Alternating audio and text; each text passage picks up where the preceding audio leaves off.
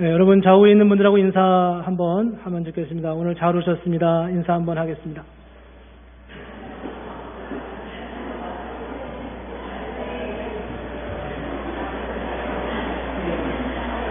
옆에 있는 분하고 인사하는데 성의 없이 한 번만 더 인사할까요? 좌우에 있는 분하고 잘 오셨습니다.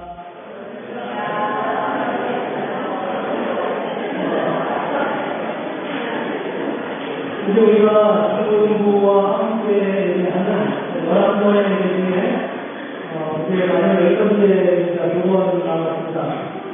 정부의 박수를 함께 하면서 예만 아니라 대화도 함께 하고 그럴 수 있어야 했는데 사실 잘 들어주지 못했습니다. 휴가로 한국을 방문하면서 쭉 빠지고 또 지난주에 우리말로만 소개를 하고 나니까 너무 좋더라고요. 넘어가지 않으면서 그냥 넘어갈까 이런 마음으로 우리말로만 소개를 하고 많이 고민했는데 결국 남은 부분의 얘기를 그동안 해오던 대로 영어와 우리말로 하기로 마음을 먹었습니다. We have only two more combined Sunday service with the youth group students, including today's service. I should have talked more with youth group students, but I haven't. So I am very sorry. Just after coming back from my vacation for 2 weeks and giving a sermon only in English, only in Korean last Sunday, I was concerned about continuing to give sermons in Korean and English. And I made up my mind to give 2 more sermons in Korean and English. 우리말과 영어로 하는 설교가 듣기에 많이 불편하고 또 어렵다는 점이 안타깝지만 다음 2가지 이유 때문에 그렇게 더 하기로 한 번 더 결심을 했습니다. I know that listening to a sermon in English and Korean is very hard, but I decided to continue for 2 reasons.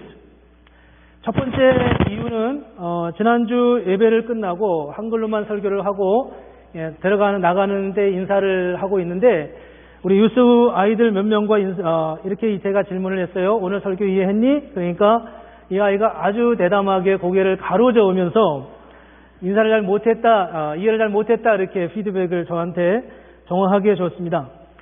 First, last Sunday when I greeted just after Sunday service, I asked a few youth group students if they understood the sermon. They said no, shaking their heads. That's the first reason. 두 번째 이유는 교회 학교 어느 선생님으로부터 받은 피드백입니다. 처음에는 어렵지 않은 영어를 이렇게 한다고 하는 것이 많이 어색했는데 들으면서 어쩌면 이런 설교 패턴이 교회 학교를 위해서는 좋은 대안이 될 수 있겠다라는 생각을 하게 되었다는 피드백을 들었습니다. Second, I got feedback from a youth group teacher. He felt that it was difficult to hear a sermon in Korean and English, but he came to think later that it could be very good to give a sermon that way in the youth group service. 여러분들이 이런 방식으로 설교를 듣는 것이 매우 불편하다는 점을 제가 잘 이해합니다. 저도 불편하고요. 이런 설교 시도에 대해 다르게 생각하시는 분도 있다는 것을 알지만 우리가 다음 세대와 같이 갈 수 있는 길을 찾는 과정이라는 점을 이해하시면서 오늘과 다음 주일까지만 꼭 참고 말씀에 집중해 주시면 고맙겠습니다. I understand well how difficult and uncomfortable it may be for you. I know that some of you think different from others about listening to the word in this way. But I ask you to understand that we are searching for a way we can go together with the next generation and to concentration on the word till next Sunday. 오늘은 섬김의 기쁨이라는 제목으로 말씀을 나누려고 합니다. 오늘 본문은 다음과 같이 4부분으로 나눌 수 있습니다.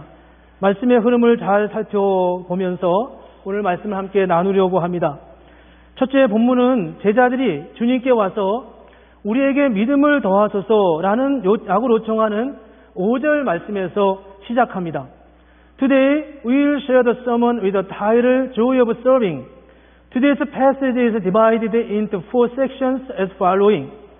First, in verse 5, the apostles asked, increase our faith. 질문 하나 드리겠습니다. 제자들이 예수님께 우리에게 믿음을 더하소서라고 요청할 때 제자들은 어떤 생각을 가지고 이런 질문을 했겠습니까? 그것은 바로 당연히 믿음이 더 있다면 내가 주님을 더 잘 따를 수 있을 텐데, 믿음이 더 있다면 주님을 위해 더 열심히 일할 수 있을 것인데 라고 하는 기대가 있기 때문일 것이 아니겠습니까? I have a question. When the apostles asked Jesus about increase our faith, what did the apostles think? Is it natural to think that if they had more faith, they could have looked forward to following Jesus and doing His work better? 우리도 그렇게 생각하지 않겠습니까? 내게 믿음이 조금 더 있으면 주의 일을 좀 더 잘할 수 있을 텐데, 내게 믿음이 좀 더 있으면 내가 더 열심히 기도할 수 있을 텐데, 내게 믿음이 조금 더 있으면 더 탁월하게 연구할 수 있을 텐데 라는 생각을 하면서 우리도 그렇게 하나님 앞에 나아갈 때가 있습니다. If you were them, you would have thought so. If I had more faith, I would have done Lord's work better. 그런데 예수님께서 6절에서 이렇게 말씀하십니다. 너희에게 겨자씨 하나일 만한 믿음이 있었더라면 이 뽕나무대로 뿌리가 뽑혀 바다에 심기어라 하였을 것이요 그것이 너희에게 순종하였으리라. 믿음을 더하게 해달라는 제자들의 요청에 대한 답으로 주신 말씀입니다. 이 말씀의 의미가 사실 좀 어려워요. 그래서 제자들에게 언뜻 보면 제자들의 요청을 들어주신 것 같아요. 한번 다시 이 본문을 한번 보세요. 너희에게 겨자씨 하나일 만한 믿음이 있었더라면 이 뽕나무대로 뿌리가 뽑혀 바다에 심기라 하였을 것이요 그것이 너희에게 순종하였으리라. 믿음이 중요하다. 내가 믿음을 더 줄게. 이렇게 말씀하는 것 같아요. 근데 사실 보면 조금 더 맥락을 보면 본문은 꼭 그런 의미는 아닌 것 같습니다. 예수님께서는 오히려 믿음이 부족해서 문제가 되는 것이 아니라고 말하고 있다는 거예요. 제자들은 겨자씨 하나일 만한 믿음만 있어도 충분하다고 말씀하고 있습니다.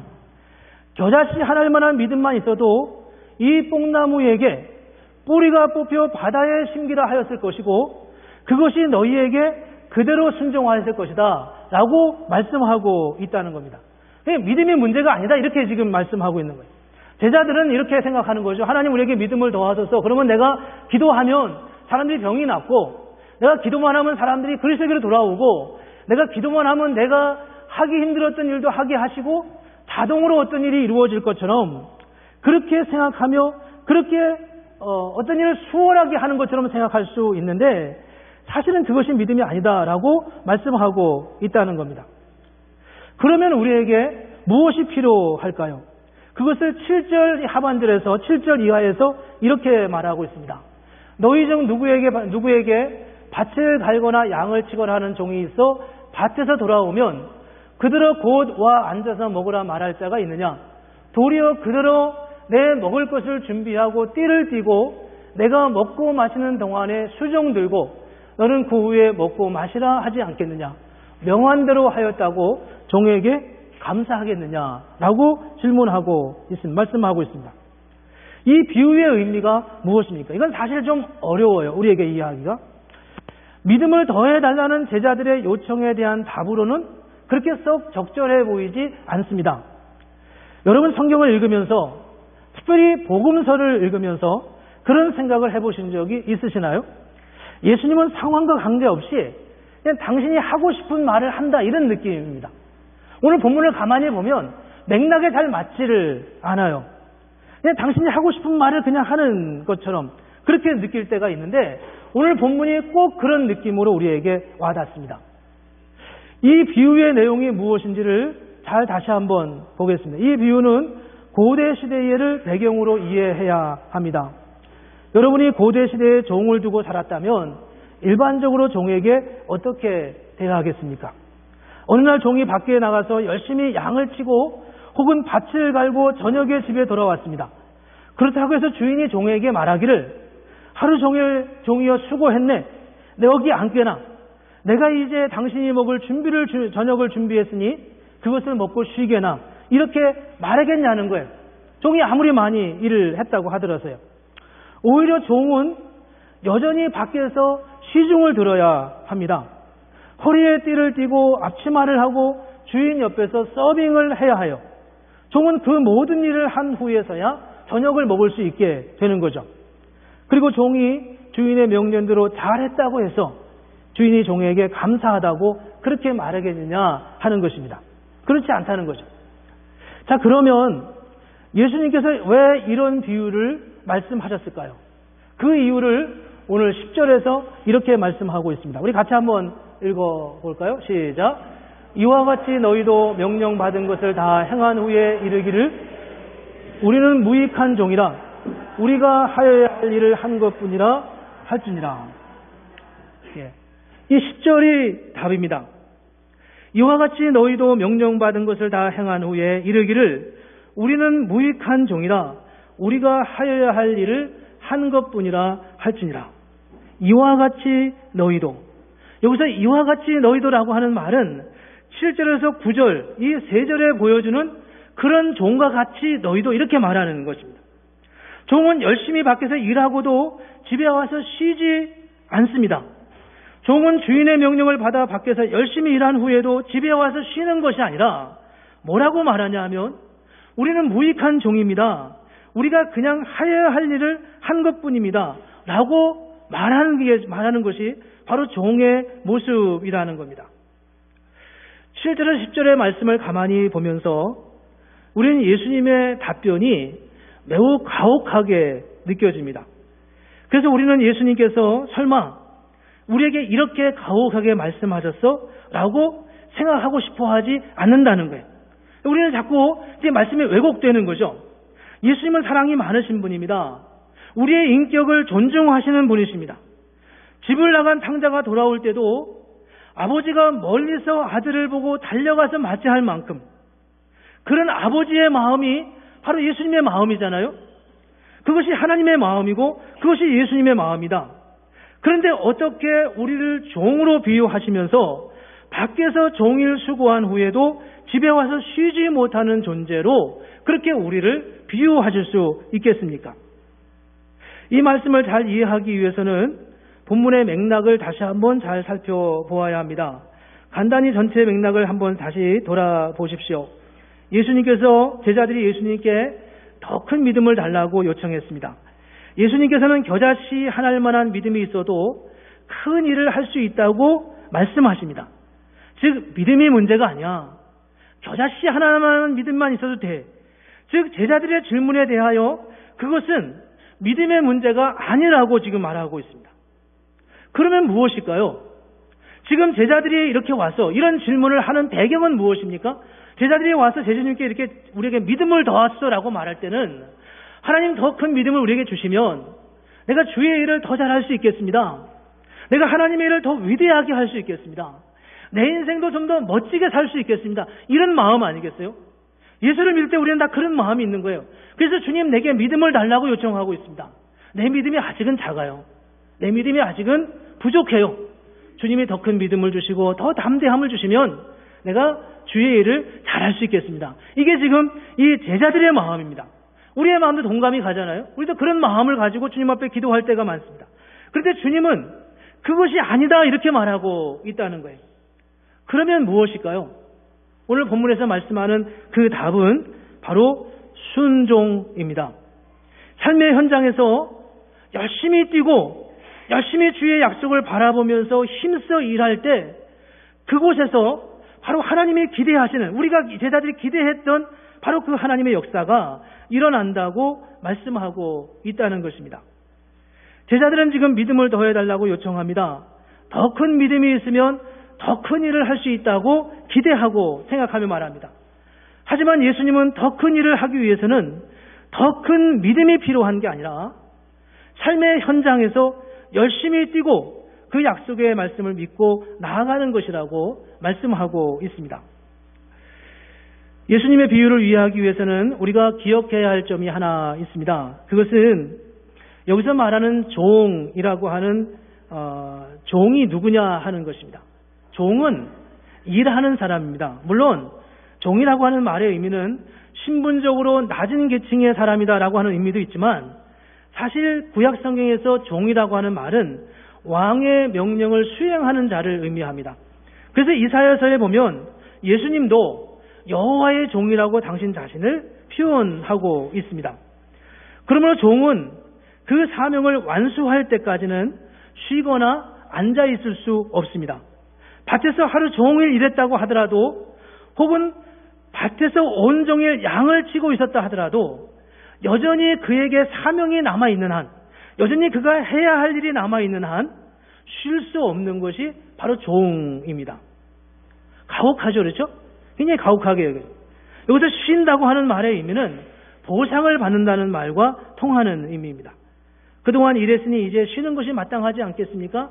하루 온종일 밖에서 일을 했으니 이제 밤에 쉬어야 하지 않겠습니까? 그러나 종은 일이 남아있는 한은 여전히 일을 해야 합니다. 비유의 초점은 무엇입니까? 예수님의 말씀하신 종의 비유는 제자들이란 사역 자체에 집중해야 한다는 것입니다. 대가를 바라거나 능력을 먼저 주시거나 하는 것이 아니라는 거예요. 여러분, 이 말씀을 잘 이해할 수 있는 아주 좋은 예화가 있는데, 그것은 바로 가나 혼인잔치의 비유입니다. 가나 혼인잔치에서 물이 포도주가 되는 사건이죠. 혼인잔치집에서 혼인잔치가 한참 열려지고 있는데 포도주가 떨어졌습니다. 예수님께서 하인들에게 이렇게 말합니다. 물을 떠다가 항아리에 부으라. 항아리에 부어진 물을 떠다가 다시 연회장에 갖다 주라. 그러자 하인들이 순종하여서 갖다 준 그 물이 포도주가 되어서 연회장이 맛보고 놀라워했다라고 말씀하고 있습니다. 제자들의, 하인들의 순종이었습니다. 순종이 믿음을 더 크게 하였습니다. 순종은 사역이라는 거예요. 섬기는 것입니다. 섬김의 순종이 믿음을 믿음되게 하고, 순종함으로 섬기지 않는 사람은 절대로 그 믿음이 자랄 수 없다고 하는 것을 보여주고 있습니다. 오늘 본문이 말씀하는 중요한 사실은 우리가 믿음이 있더라도 삶의 현장에서 하나님 말씀에 순종하지 않으면 그 믿음이 의미가 없다는 거예요. 반대로 우리가 지극히 적은 믿음이 있더라도 삶의 자리에서 그 말씀 그대로 순종하고 그대로 살아가려고 할 때 놀라운 복음의 능력을 경험하게 된다는 것입니다. 그래서 우리는 말씀대로 믿고 말씀대로 순종하기를 힘써야 합니다. 그러지 않으면 우리의 믿음은 언제나 신학적 논쟁의 수준을 잘 넘어가기가 어렵습니다. 성경은 많이 알지만 삶의 능력이 없는 거예요. 우리의 믿음으로 인해 아무 일도 일어나지 않는 거죠. 성경의 바리새인과 서기관들이 꼭 그런 믿음이었습니다. 오늘 유스 학생들과 함께 예배드리면서 우리는 복음에 대하여 함께 나누고 있습니다. 하나님께서 당신의 아들을 십자가에 죽게 하심으로 우리를 구원하신 사건입니다. 우리를 하나님의 자녀가 되게 하셨습니다. 자녀의 특권과 능력을 주셨습니다. 그리고 오늘 우리에게 순종에 대하여 말씀하고 있습니다. 여러분들이 믿음을 원하지만, 제자들이 믿음을 달라고 원하지만, 그러나 믿음도 필요하지만 하나님 말씀을 붙들고 그 삶의 자리에서 우리가 한 걸음 순종의 발걸음을 향하여 내디딜 때 그 안에서 하나님의 역사가 일어난다고 말씀하고 있습니다. 이스라엘 사람들이 홍해를 건넌 사건을 마음으로 그려보십시오. 어떻게 홍해가 마른 땅처럼 그렇게 갈라진 채 건너갈 수 있었겠습니까? 뒤에서 애국 군사들이 쳐들어오는데 그 두려운 상황에서 어떻게 이런 일이 일어날 수 있었겠습니까? 이런 상황에서 우리는 어떻게 하면 우리가 이 바다를 갈라지게 할까? 이런 논의를 할 수가 없다는 거예요. 이런 상황에서 우리가 어떻게 하면 애국 군사를 따돌릴 수 있을까? 이런 연구를 할 수 없다는 겁니다. 그 상황에서 우리가 해야 할 일은 오직 그 말씀에 순종하는 거예요. 성경을 공부하는 것도 물론 중요하지만 매일같이 성경만 연구하고 있다고 되는 게 아니라 이제는 하나님이 원하시는 그 삶의 명령을 따라 작지만 한 걸음을 내디딜 때 하나님께서 그 안에서 당신의 역사를 드러내신다고 말씀하고 있다는 겁니다. 때로는 주님께서 하인들에게 말이 안 되는 말씀을 명령하지만 힘에 겹지만 작음에도 불구하고 주님이 말씀하는 그 명령을 향하여서 한 걸음 내디딜 때 주님께서 그 순종을 통해서 우리가 기대하지 못했던 하나님의 역사를 드러내시고 행하신다고 하는 것을 말씀하고 있습니다. 이런 일은 고대 시대 종과 같은 사고를 갖지 않으면 할 수 없는 일입니다. 조금이라도 주 안에서 주인에게 따질 수 있는 위치에 있는 사람은 이런 순종을 할 수 없습니다. 조금이라도 내 마음에 이상해, 이건 말씀이 아닌 것. 이렇게 따질 수 있는 사람의 입장에서는 하나님의 역사를 이루어갈 맛볼 수 없다는 겁니다. 왜냐하면 이상해도 주인에게 손을 들고 하나님, 주인님 그거 좀 이상한데요 라고 말할 수 있다면 그런 사람은 주님이 원하시는 하나님의 역사에 참여할 수 없다고 하는 것입니다. 그래서 주님께서 제자들에게 이렇게 속삭이듯이 말씀하고 있습니다. 그냥 하라는 대로 하면 돼. 한번 해봐. 그러면 놀라운 일이 일어날 거야. 염려하지 마. 내가 책임질게. 물론 그렇게 하다가 넘어질 수도 있죠. 물론 그렇게 하다가 고꾸라질 수도 있죠. 제가 오늘 영어 한글 설교를 얼마나 잘해보고 싶었는지 몰라요. 정말 일찍 준비했거든요. 월요일날 묵상하고 화요일날 원고를 다 마치고 수요일날 영어로 다 만들어내고 우리 아들한테 야, 이게 영어 좀 잘못된 거 좀 봐달라. 조금 수정을 해달라고 요청하고 아빠 굉장히 잘했는데요. 나중에 무슨 고백을 제가 들었냐 하면 자기가 그 원고를 읽으면 제가 영어로 쓴 걔는 이제 한글로 쓴 건 안 읽고 영어로 쓴 것만 읽고서 이렇게 쭉 한번 봐주는데 그러면서 이제 때로는 제가 원래 의도한 거고 엉뚱하게 써놔서 그게 뭐 자기 마음대로 이렇게 해서 할 때도 더러 있어요. 자, 아이의 고백이 뭐였냐면 나 오늘 그 말씀 보고 내가 은혜를 받았다고 그렇게 말하더라고요. 그렇게 은혜가 있는 말씀이에요. 그런데 안 되잖아요. 이렇게. 안 되잖아요. 이게 어떻게 해야 되는 거예요? 어떻게 할 수가 없는 거예요.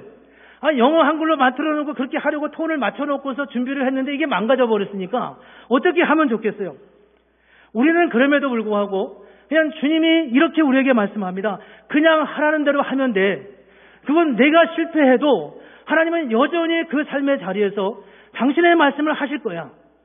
내가 드러나는 게 목적이 아니라 그 상황 속에서 하나님이 원하시는 하나님의 역사를 드러내고 때로는 너가 실패해도 그 실패 앞에서도 어쩔 줄 몰라하며 몸부림치는 모습이 어쩌면 하나님의 더 큰 역사를 드러낼 수 있어. 그렇게 말하는 거예요. 그렇게 생각하면 하나님은 정말 가혹하죠. 우리가 깨지는 모습을 보면서 당신의 역사를 드러내니까요. 여러분 그런 경험이 있으시나요? 귀한 이 향수병을 깨지는 경험이요. 저는 꿀단지가 깨지는 걸 봤습니다.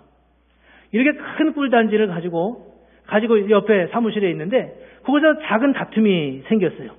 제가 싸운 건 아니고요. 작은 다툼이 생겼는데 거기서 실갱이를 벌이다가 그 꿀단지가 떨어지는 모습을 봤어요. 아픈 사건인데 그 향기가 얼마나 진동을 하는지 모르더라고요. 우리가 깨어질 때, 우리가 약해질 때 때로는 하나님께서 그것을 통해서 더 놀라운 일을 행하실 수 있다는 겁니다. 그게 바로 순종의 이유예요. 합리적이지 않지만, 논리적이지 않지만 아무거나 하라는 의미는 아닙니다.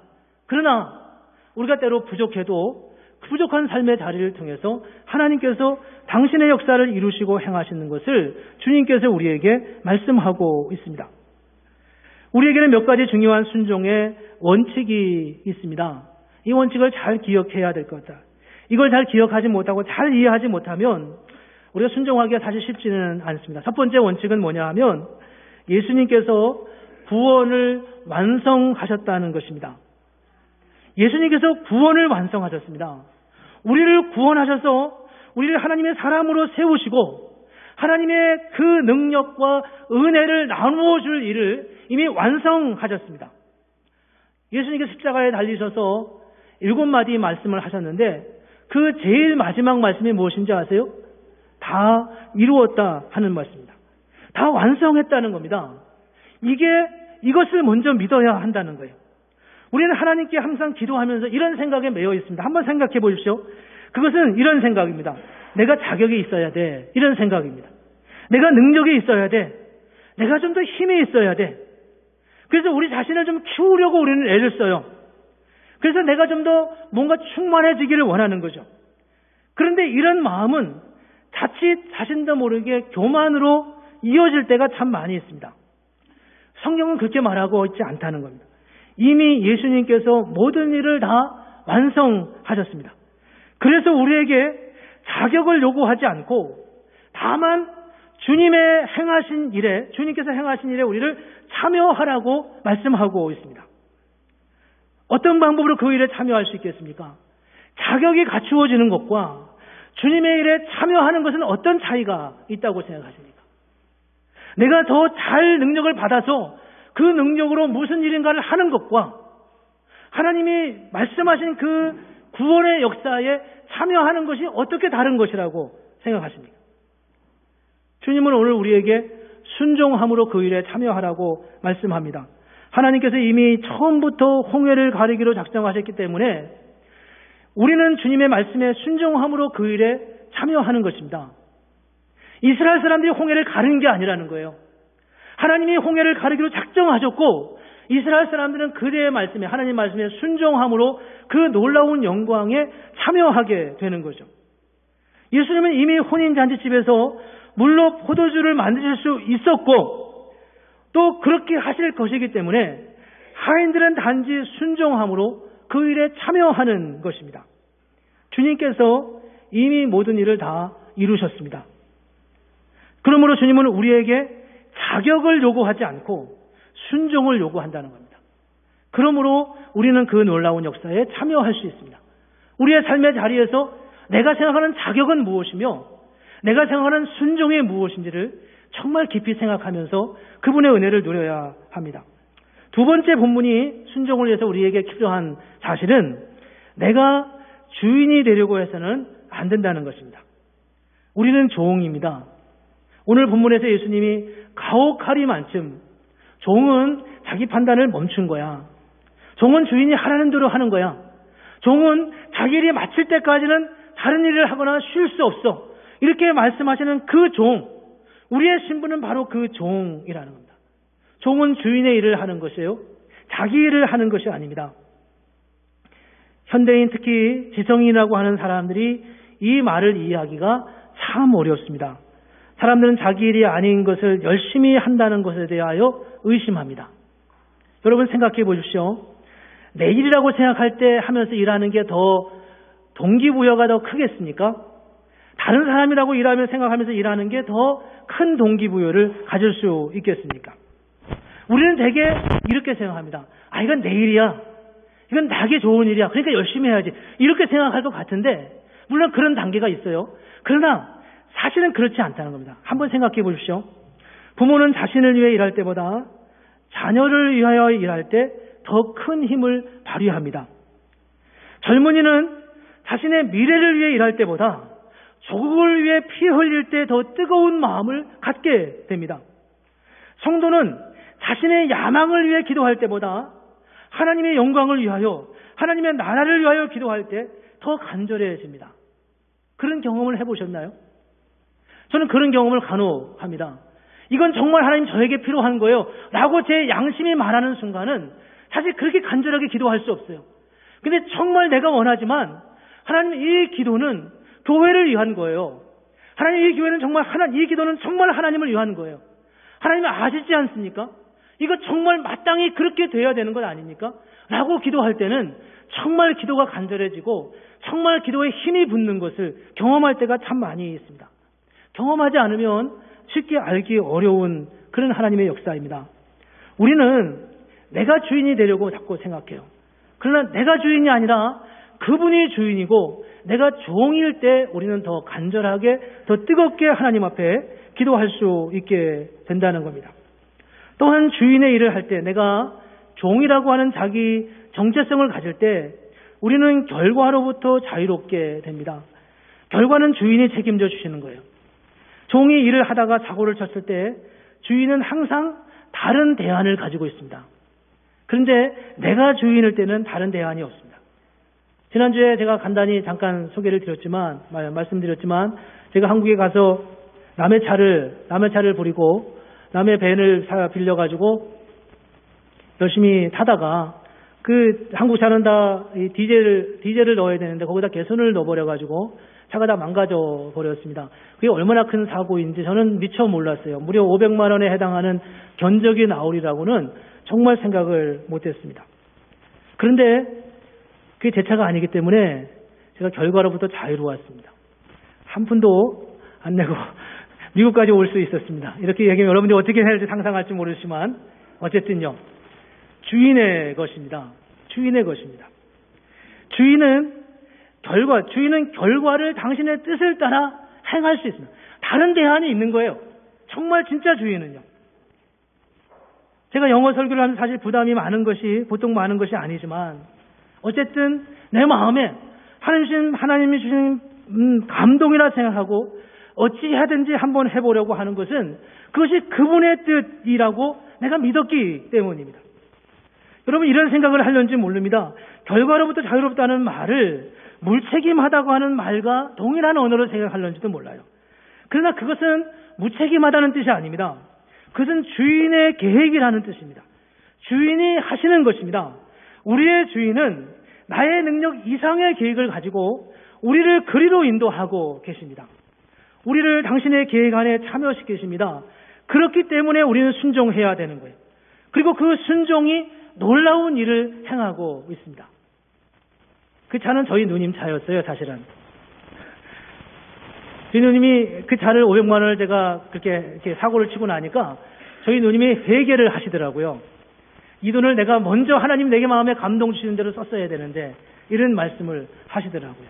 내가 500만 원 가까이 되는 것을 하고서 나중에 다른 카센터에다 견적을 뽑았더니만 250만 원이면 고친다는 거예요. 그걸 전화를 제가 드렸어요. 250만 원이면 된대 말씀을 드리니까 얼마나 감사하고 얼마나 저한테 고마워하는지 몰랐습니다. 정말 하나님은 우리가 의도하지 않은 일들을 그 삶의 자리에서 행하시는 것을 볼 수 있습니다. 왜냐하면 내가 주인이 아니기 때문입니다. 그분을 우리의 주인으로 모시는 순간 우리는 그분의 은혜 안에서 때로 우리의 허물과 연약함조차도 덮어주고 감싸주면서 하나님의 은혜의 역사를 누릴 수 있습니다. 우리가 좀 실수해도 괜찮고요. 우리가 좀 넘어져도 괜찮고요. 우리가 좀 실패해도 괜찮습니다. 그 일이 주님의 손에 붙들려 있는 하는 문제가 아니랍니다. 그러나 그 문제를 주님으로부터 우리의 손으로 가져오는 순간 그때부터는 내가 대안을 가지고 있어야 돼요. 내가 문제에 대한 답을 가지고 있어야 되고 실패하면 내가 그 문제에는 답을 가지고 있어야 하는 것입니다. 주님이 주인이십니다. 하나님이 우리 인생의 주인이시고 하나님이 교회의 주인이시고 하나님이 시대의 주인이십니다. 그분이 저와 여러분의 생애를 그렇게 이끌어 가시고 인도하실 것입니다. 우리는 다만 그분의 말씀에 순종하는 것입니다. 때로는 그 판단이 잘못되는 순간조차도 주님의 뜻이라고 정말 정직하게 생각하고 따라가면 주님 우리의 생각을 바꾸실 것입니다. 하나님의 그런 은혜가 저와 여러분에게 있기를 소망합니다. 세 번째 본문이 우리에게 주는 말씀은 종은 섬김의 기쁨을 누려야 합니다. 종의 기쁨은 순종에 있습니다. 주인이 하라는 것을 하는 것입니다. 내게 할 일이 있다는 사실과 그 일을 할 수 있었다고 하는 사실 때문에 우리는 기뻐하는 것입니다. 이건 정말 놀라운 기쁨입니다. 잘 생각해 보십시오. 종의 정체성을 가질 때 더 큰 일을 하겠습니까? 아니면 주인의 정체성을 가질 때 더 큰 일을 할 수 있겠습니까? 우리는 대부분 내가 주인이라고 생각할 때 더 큰 일을 할 수 있다고 생각합니다. 세상에서는 그 말이 일면 맞을 때가 참 많아요. 그러나 믿음 안에서는 그 반대입니다. 우리는 종일 때 더 큰 일을 할 수 있습니다. 왜냐하면 우리의 주인은 우리보다 언제나 더 큰 일을 구상하고 더 큰 것을 계획하고 추진하시는 분이기 때문입니다. 우리 스스로는 감히 상상할 수 없는 일들을 하나님께서 그 일을 하신다는 거예요. 그분은 바로 우주의 창조주이시라는 사실을 기억하십니까?